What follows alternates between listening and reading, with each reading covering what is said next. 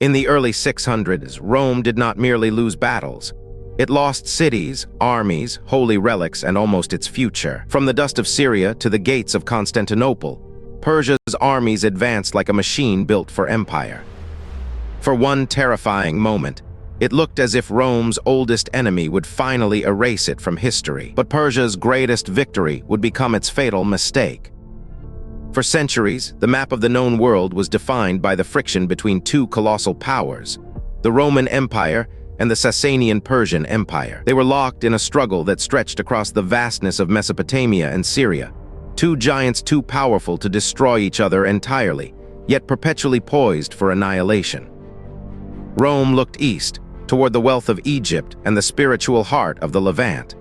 Persia sought to define its dominion over the Iranian plateau and the sacred lands of the Near East. They were rivals defined by mutual exhaustion and overwhelming ambition. This ancient rivalry was not a spontaneous war of conquest. It was the slow, grinding inevitability of two civilizations competing for the same horizon. The frontier zones, Armenia, Mesopotamia, Syria, were contested, fluid territories where Roman legions bled against Sasanian cavalry, and where local populations were caught in the deadly crossfire of imperial ambition. Both empires saw themselves as universal powers, too proud to accept defeat, yet too exhausted by continuous warfare to win forever. Before we continue, very few of you are subscribed while many of you watch the videos. So if you like the content, please click like and subscribe because it helps the channel grow. The turning point arrived not with a grand treaty, but with a political assassination in the heart of the Byzantine world. In 602, the reign of the Roman Emperor Maurus was violently ended by his rival, Phocas. Maurus had played a crucial role in stabilizing borders and balancing power, holding sway over the Persian king Khosrow II. When Phocas seized the throne, the blood feud was ignited. Khosrow did not launch a war of mere conquest. He launched an act of calculated revenge. He presented the ensuing conflict not as aggression, but as necessary justice against the forces that had undermined his authority.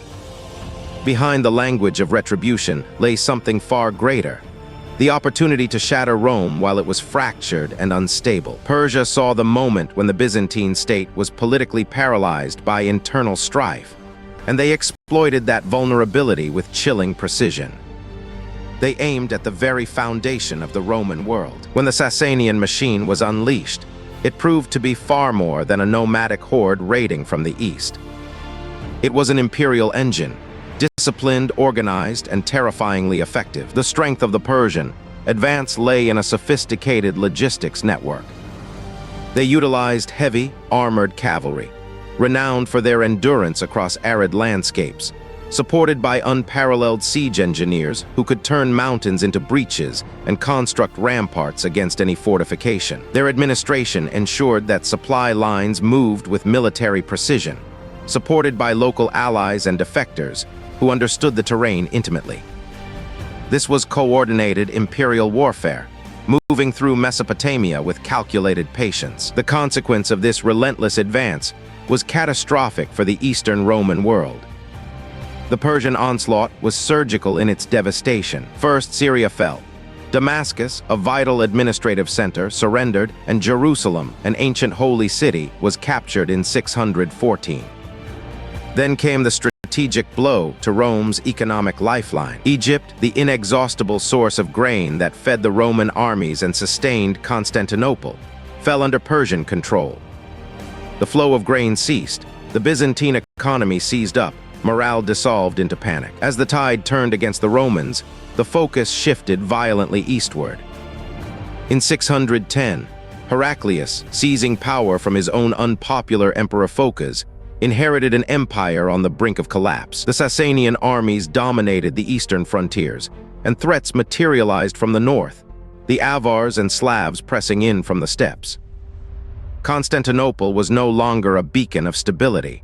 It was a city surrounded by enemies, its treasury depleted, and its walls feeling increasingly fragile. Many contemporaries believed the Byzantine Empire was finished. Yet Heraclius understood that survival required more than mere defense. He realized that if Rome attempted only to hold the line, it would perish slowly under relentless pressure. He made a gamble against all historical precedent. He turned the survival of his empire into an offensive strategy. Instead of passively defending the crumbling borders, he marshaled his remaining forces and appealed to the faith and resources of the church.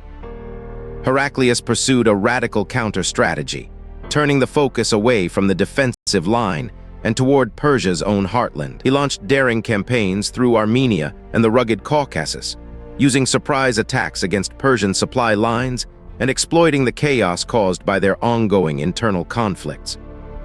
This was an attempt to strike at the core of the enemy's strength, seeking to break the Sasanian logistical grip rather than merely holding the crumbling walls. This audacious maneuver culminated in the fateful confrontation that defined the age, the siege of Constantinople in 626. The city, surrounded by enemies from every direction, Persians pressing from the east and south, and nomadic tribes threatening from the north, became the final crucible. The clash was not just between two armies, it was the collision of two destinies, where the fate of empires was decided not by grand battles on open fields, but by the desperate, brutal mathematics of logistics, faith, and fatal timing. And in that siege, the future of the Roman world hung suspended over the ashes of an ancient dream. The walls of Constantinople, though battered by siege and surrounded by desperate foes, held fast.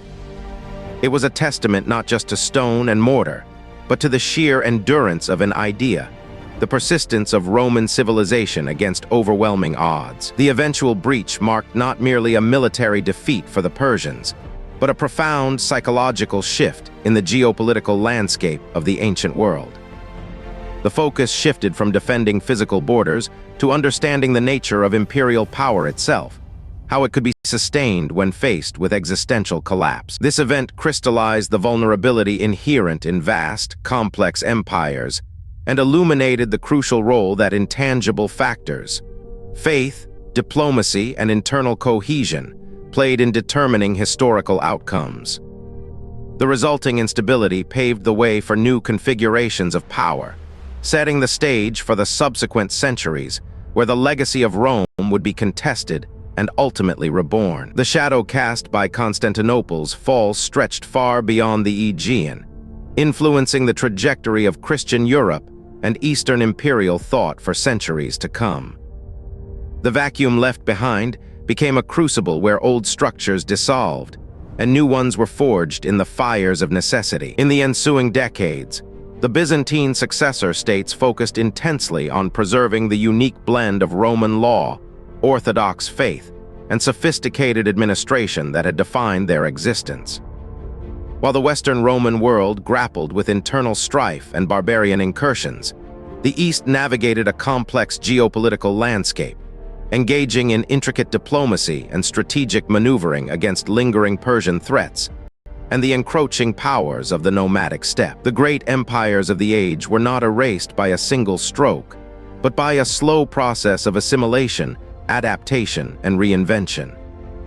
The legacy of Rome did not vanish. It mutated. It was absorbed into the nascent structures that would define the medieval world, a blend of Roman legal tradition, Eastern spirituality, and newly integrated peoples. This transformation illustrated a crucial historical truth. Empires are not static entities defined by their walls, but dynamic forces shaped by the interplay between internal ideological strength and external pressures. The instability created by the collapse was paradoxically the catalyst for this profound evolution, demonstrating that true power resided not in territorial control, but in the ability to synthesize disparate elements into a coherent, enduring vision.